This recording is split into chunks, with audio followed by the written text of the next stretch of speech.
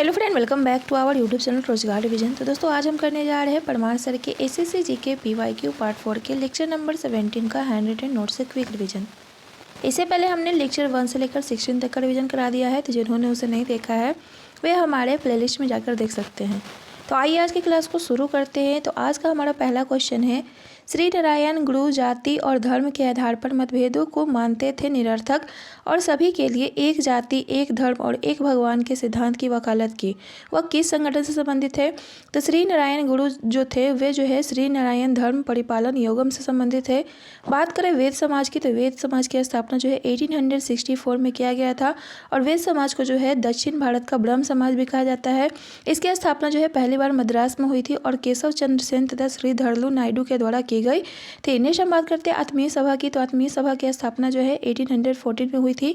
बाद में इसी का नाम बदल करके जो है 1828 में ब्रह्म समाज कर दिया गया तथा तत्वबोधनी सभा की स्थापना जो है 1839 में देवेंद्र नाथ टैगोर के द्वारा किया गया था। नेक्स्ट अगर बात करते हैं नारायण गुरु जो थे वे इजावा समुदाय से बिलोंग करते थे और मंदिर प्रवेश आंदोलन जो है 1927 में डॉक्टर भीमराव अंबेडकर के द्वारा चलाया गया था।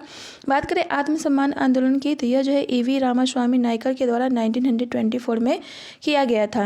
नेक्स्ट हम बात करते हैं आर्य समाज के बारे में। तो आर्य समाज की स्थापना जो है 1875 में दयानंद सरस्वती के द्वारा और इसका मूल नाम जो था मूल शंकर था और इसकी स्थापना जो है पहले बम्बई में की गई थी, लेकिन बाद में जो है इसका हेडक्वार्टर जो है लाहौर स्थापित किया गया था। नेक्स्ट हम बात करते हैं दयानंद सरस्वती के द्वारा लिखा गया एक पुस्तक है जिसका नाम जो है सत्यार्थ प्रकाश है और उन्होंने जो है वेदों की ओर लौटो और भारत भारतीयों के लिए नारा दिया था। नेक्स्ट क्वेश्चन है, किस पेशवा ने ईस्ट इंडिया कंपनी के साथ बेसिन की संधि पर हस्ताक्षर किया था?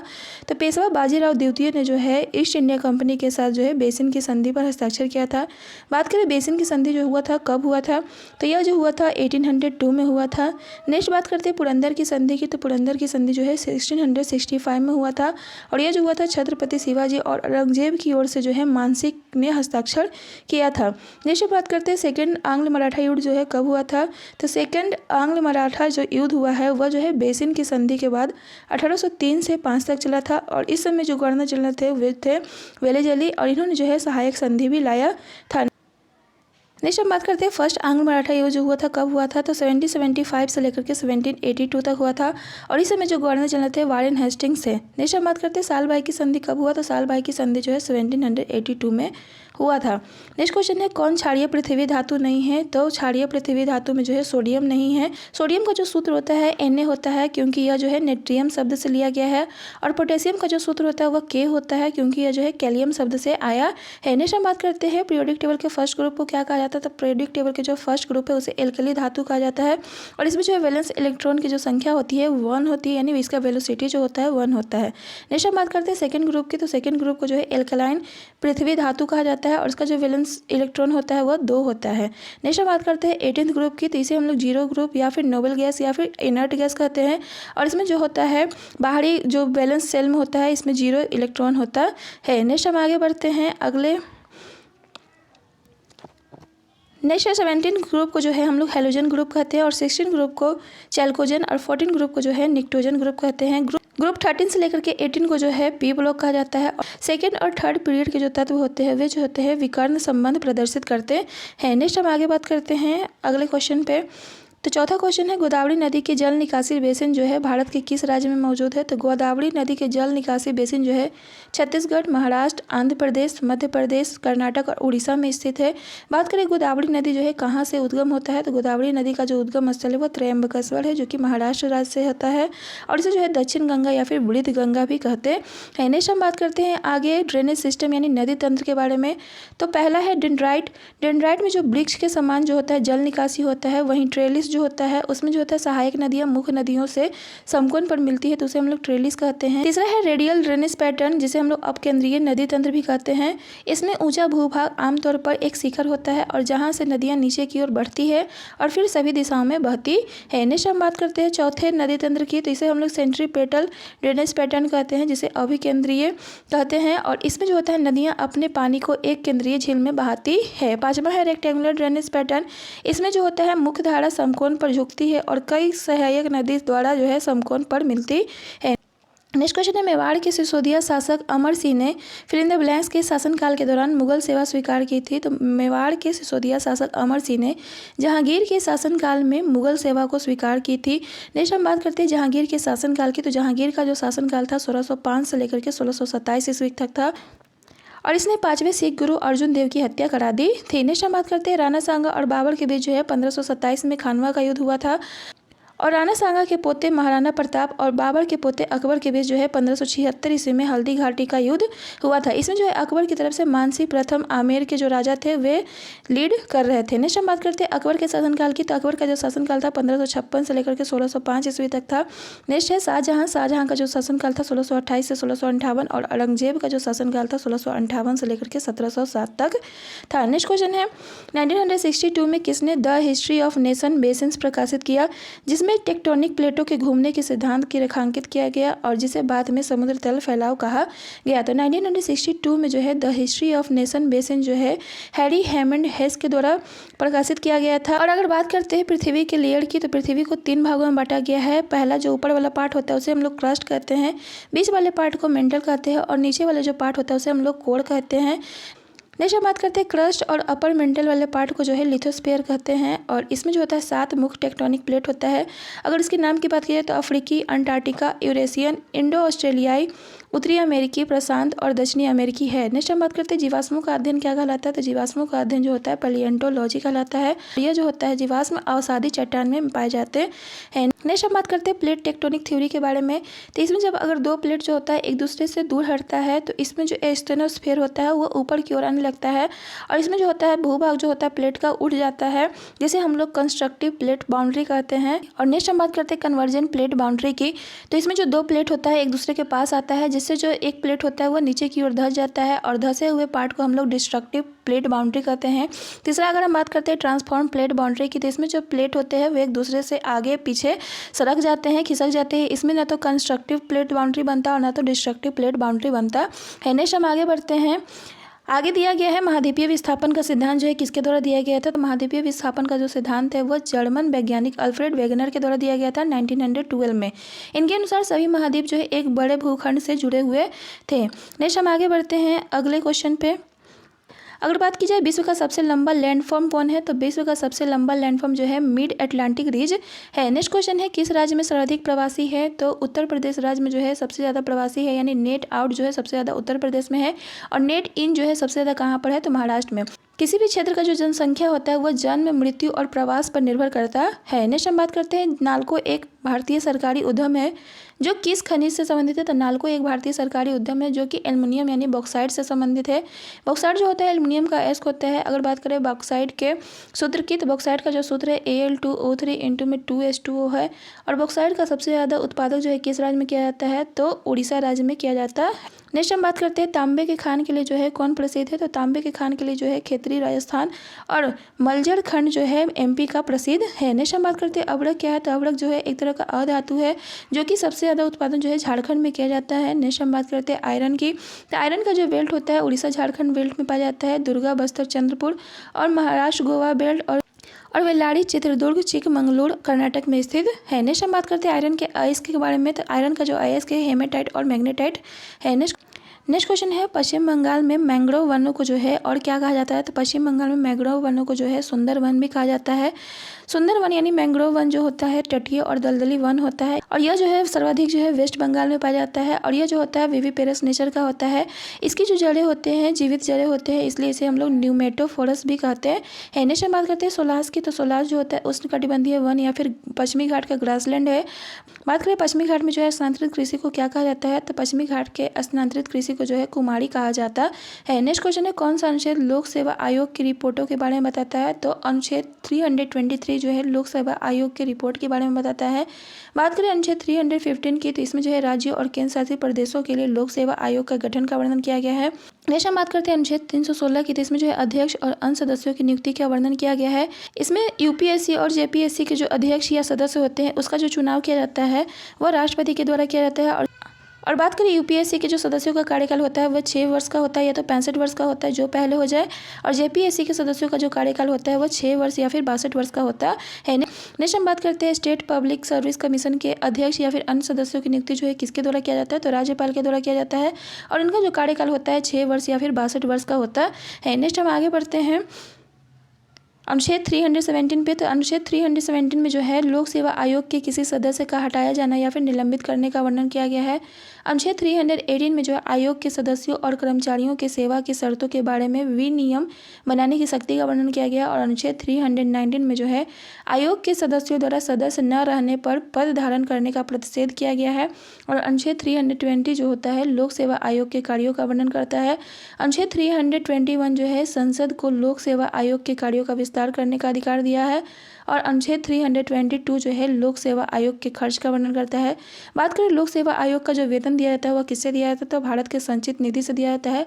और संचित निधि के चार्ज एक्सपेंडिचर से दिया जाता है। नेक्स्ट हम बात करते हैं राष्ट्रपति और उपराष्ट्रपति में जो चुनाव विवाद होता है उसका फैसला कौन करता है, तो सुप्रीम कोर्ट करता है। और एमपी और एमएलए के आयोक्ता का फैसला जो है किसके द्वारा किया जाता है, तो राष्ट्रपति और इलेक्शन कमीशन ऑफ इंडिया के द्वारा किया जाता है। नेक्स्ट हम आगे बढ़ते हैं 11 क्वेश्चन पे। नेक्स्ट क्वेश्चन है वर्ष 1787 में किस नियम का अध्ययन किया गया था जिसमें कहा गया था कि जैसे जैसे किसी गैस का आयतन बढ़ता है उसका परम तापमान बढ़ता है और यदि उसका परम तापमान घटता है तो उसका आयतन घटता है। तो यह जो है चार्ल्स के नियम से रिलेटेड है। चार्ल्स का नियम जो है 1787 में आया था। नेक्स्ट हम बात करते हैं बॉयल का नियम की। तो बॉयल का नियम जो है 1662 में आया था। इसमें जो कहा गया था जो प्रेशर होता है वो वॉल्यूम के इन्वर्सली प्रोपोर्शनेट होता है, यानी पीवी एक तरह का नियतांक होता है। नेक्स्ट हम बात करते हैं एवोगाड्रो का नियम की। तो एवोगाड्रो का नियम जो है 1811 में दिया गया था। इसमें जो कहा गया था कि वॉल्यूम जो होता है वो डायरेक्टली प्रोपोर्शनेट होता है नंबर ऑफ मॉलिक्यूल्स के, यानी एक मोल में जो अणुओं की संख्या होती है वो 6.02 × 10⁻23 होती है और इसी को हम लोग एवोगाड्रो संख्या कहते हैं। नेक्स्ट हम बात करते हैं गेल-लुसाक नियम की। तो गेल-लुसाक नियम में जो प्रेशर होता है वो डायरेक्टली प्रोपोर्शनेट होता है टेम्परेचर के। नेक्स्ट है डाल्टन का नियम। डाल्टन का नियम जो है 1801 में दिया गया था और इसमें कहा गया था जो प्रेशर होता है वो इंडिविजुअल प्रेशर के योग के बराबर होता है। डाल्टन के द्वारा जो है परमाणु सिद्धांत भी दिया गया। उन्होंने जो है रासायनिक प्रतीक का सबसे पहले प्रयोग किया था। रासायनिक प्रतीक जो है सबसे पहले दिया किसने था, तो बर्जिलियस के द्वारा दिया गया था। नेक्स्ट हम आगे बढ़ते हैं अगले क्वेश्चन पे। तो अगला क्वेश्चन है 1833 में कार्ल फ्रेडरिक गॉस और विल्हेम एडवर्ड वेबर ने किस उपकरण का आविष्कार किया था। तो 1833 में फ्रेडरिक गॉस और विल्हेम एडवर्ड वेबर ने जो है इलेक्ट्रोमैग्नेटिक टेलीग्राफ का खोज किया था। बात करें ऑप्टिकल फाइबर की खोज किसने किया था, तो ऑप्टिकल फाइबर का खोज जो है नरिंदर कपांग के द्वारा किया गया था और यह जो होता है पूर्ण आंतरिक प्रवर्तन पर काम करता है। नेक्स्ट हम बात करते हैं वैक्यूम ट्यूब की। तो वैक्यूम ट्यूब का जो खोज किया गया था ली डी फ्रोस्ट के द्वारा किया गया था और इसका इस्तेमाल जो है कंप्यूटर के प्रथम पीढ़ी में किया गया था। नेक्स्ट अगर बात करते हैं साइक्लोट्रॉन की। तो साइक्लोट्रॉन का जो खोज किया गया था लॉरेंस और लिविंगस्टोन के द्वारा किया गया था। जल इलेक्ट्रोलिसिस की बात करें तो विल्हम निकोलसन के द्वारा और हवा पंप ओटो वैन ग्यूरिक और हवाई जहाज का आविष्कार जो है राइट बंधु के द्वारा किया गया था। नेक्स्ट हम आगे बढ़ते हैं 13 क्वेश्चन पे। तो प्रथम और द्वितीय विश्व युद्ध के कारण ओलंपिक जो है किस वर्ष जो है आयोजित नहीं किया गया था, तो प्रथम विश्व युद्ध जो हुआ था 1914 से लेकर के 18 तक हुआ था, यानी 1916 में जो है ओलंपिक खेल का आयोजन नहीं किया गया था। और दूसरा जो विश्व युद्ध हुआ था वह 1939 से लेकर 45 तक हुआ था, यानी 1940 में भी ओलंपिक खेल का आयोजन नहीं किया गया था। और तीसरी बार जो है 1944 में जो है ओलंपिक खेल का आयोजन नहीं किया गया था। बात करते हैं भारत ने ओलंपिक खेल में 1928 से लेकर के 1956 तक जो है लगातार 6 स्वर्ण पदक जीता था और पहली बार जो है स्वर्ण पदक जो है 1928 में जीता था। नेक्स्ट क्वेश्चन है अधिकांश सेंटियोल्स में ट्रिपल सूक्ष्म नलिकाएं की खाली स्थान संरचना होती है जो जोड़े में मौजूद होती है और दोहराव के बाद ऑर्थोगोनल रूप में व्यवस्थित होती है। तो अधिकांश सेंटियोल्स में ट्रिपल सूक्ष्म नलिकाएं की 9+0 संरचना होती है जो जोड़े में मौजूद होती है। नेक्स्ट हम बात करते हैं सेंट्रोसोम की। तो सेंट्रोसोम जो होता है सेंट्रियोल्स का बना होता है और इसे जो है माइक्रोट्यूब्यूल ऑर्गेनिज्म सेंटर भी कहते हैं और यह जो होता है कोशिका विभाजन में मदद करता है। यह जो केवल जीवित कोशिका में पाया जाता है, यानी कि एनिमल सेल में पाया जाता है। नेक्स्ट हम आगे बढ़ते हैं अगले क्वेश्चन पे। तो भारत में कृषि क्षेत्र से संबंधित स्वर्णिम क्रांति को इस रूप में संदर्भित किया जाता है। तो भारत में जो स्वर्णिम क्रांति है उसका संबंध जो है बागवानी और शहद उत्पादन से है। बात करें गोल्डन फाइबर किसे कहा जाता है, तो गोल्डन फाइबर जो है जूट को कहा जाता है और जूट के उत्पादन जो होता है सबसे ज़्यादा कहाँ होता है, तो भारत के वेस्ट बंगाल में होता है और सबसे ज़्यादा निर्यातक देश कौन है, तो बांग्लादेश है। नेक्स्ट हम बात करते हैं जूट का जो पहला फैक्ट्री था वह कब लगाया गया था, तो जूट का पहला फैक्ट्री जो है 1855 में वेस्ट बंगाल में लगाया गया था। नेक्स्ट हम आगे बढ़ते हैं नेक्स्ट हम बात करते हैं नीली क्रांति का जनक किसे कहा जाता है। तो नीली क्रांति का जनक जो है हीरालाल चौधरी को कहा जाता है। नेक्स्ट क्वेश्चन है कौन सा अनुच्छेद आत्मदोष से सुरक्षा प्रदान करता है अर्थात स्वयं के विरुद्ध मुकदमा चलाने से सुरक्षा प्रदान करता है। तो अनुच्छेद जो 20 है वो जो है आत्मदोष से सुरक्षा प्रदान करता है। बात करें अनुच्छेद 17 की तो इसमें जो है अस्पृश्यता के अंत का वर्णन किया गया है और अनुच्छेद 18 में जो है उपाधियों का अंत और अनुच्छेद 19 में जो है बोलने की स्वतंत्रता दी गई है। इसमें जो है 6 तरह की स्वतंत्रता दी गई है जिसे याद करने का एक ट्रिक है समारोह।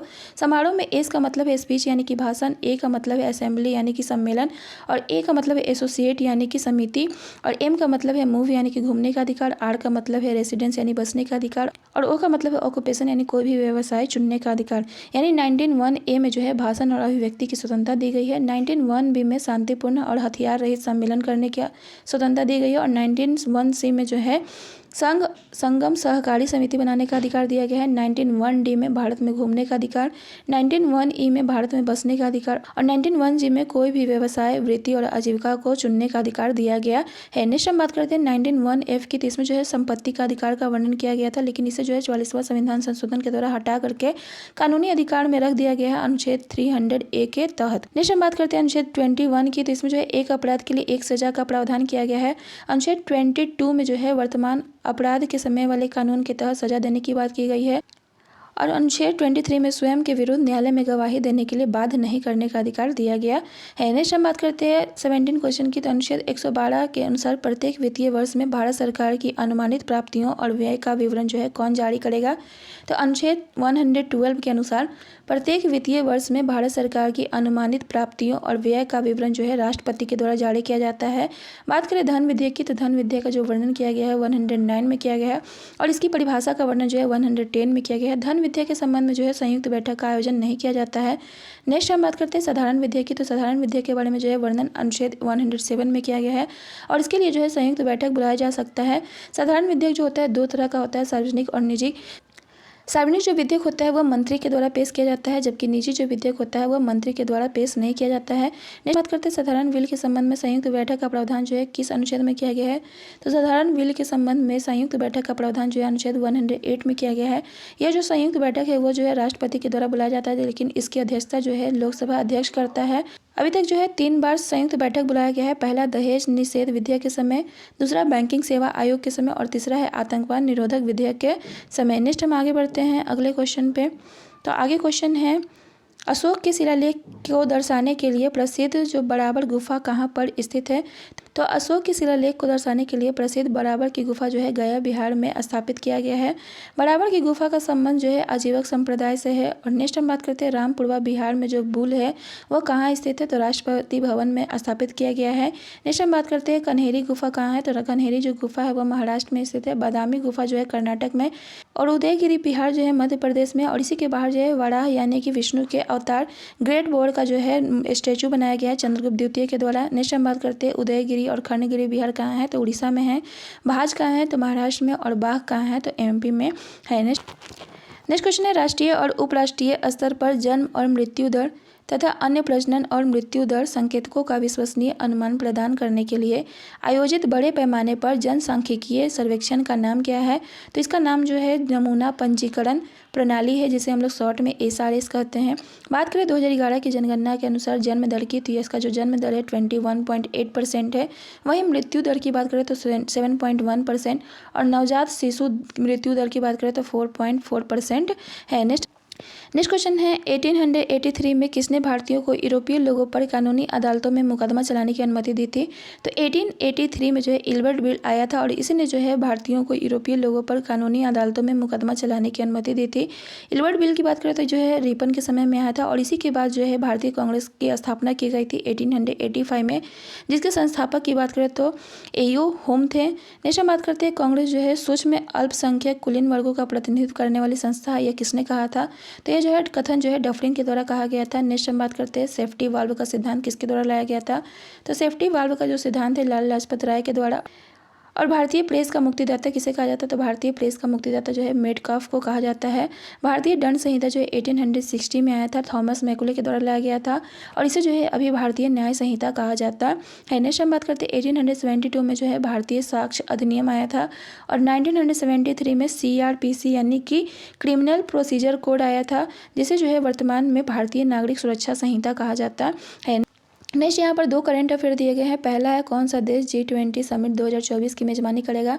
तो G20 2024 की जो मेजबानी किया जाएगा वो ब्राज़ील के द्वारा रियो डी जेनेरो में किया जाएगा। बात करें 2023 में जो है इसका मेजबानी कौन किया था? तो 2023 में G20 समिट का मेजबानी जो है भारत के द्वारा किया गया था। इसका जो थीम था वसुधैव कुटुंबकम था और यह जो बात जो है महाउपनिषद से लिया गया है और इसमें जो थे चीफ कोऑर्डिनेटर कौन थे? तो हर्षवर्धन सिंगलर थे और शेरपा की बात करें तो अमिताभ कांत थे। नेक्स्ट हम बात करते हैं G20 के सदस्यों की संख्या की। तो G20 में पहले जो है 19 सदस्य थे और एक यूरोपियन यूनियन था, लेकिन बाद में जो है इसमें जो है एक और अफ्रीकी यूनियन को शामिल कर दिया गया है, यानी कि अब जो है G20 में जो है 21 सदस्य हैं। नेक्स्ट क्वेश्चन है कौन सा शहर भारत का पहला सोलर शहर बन चुका है? तो MP यानी कि मध्य प्रदेश का सांची जो शहर है वह पहला सोलर शहर बन चुका है। इसमें जो है सोलर प्लांट की स्थापना की जाएगी जिसकी क्षमता जो है 3 मेगावाट होगी। नेक्स्ट हम बात कर लेते हैं रिवोल्यूशन ऑफ एग्रीकल्चर की। तो ब्लैक रिवोल्यूशन का जो संबंध किससे है? तो बायोडीजल और पेट्रोलियम प्रोडक्शन से है। ब्लू रिवोल्यूशन की बात करें तो इसका संबंध जो है फिश प्रोडक्शन से। ब्राउन रिवोल्यूशन का संबंध जो है लेदर, नॉन कन्वेंशनल इंडिया और कोकोआ प्रोडक्शन से। फूड चेन रिवोल्यूशन का संबंध जो है double income of Indian farmers until 2020 से संबंधित है। गोल्डन रिवोल्यूशन का संबंध जो है फ्रूट, हॉर्टिकल्चर और हनी प्रोडक्शन से है। गोल्डन फाइबर रिवोल्यूशन का जो संबंध है वह जूट प्रोडक्शन से और ग्रीन रिवोल्यूशन का जो संबंध है फूड ग्रेन प्रोडक्शन से।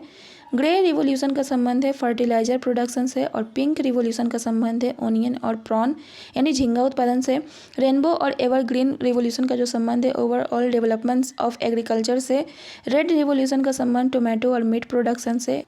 राउंड रिवोल्यूशन का संबंध है पोटैटो प्रोडक्शन से और सिल्वर रिवोल्यूशन का संबंध जो है एग और पोल्ट्री प्रोडक्शन से है। वहीं सिल्वर फाइबर रिवोल्यूशन का जो संबंध है वह कॉटन प्रोडक्शन से। वाइट रिवोल्यूशन का संबंध मिल्क प्रोडक्शन से और येलो रिवोल्यूशन का जो संबंध है ऑयल सीड प्रोडक्शन से है। तो आज के लिए बस इतना ही। अगर आपको यह वीडियो अच्छा लगा हो तो प्लीज़ लाइक शेयर सब्सक्राइब। मिलते हैं नेक्स्ट लेक्चर के रिवीजन में, तब तक के लिए बाय बाय।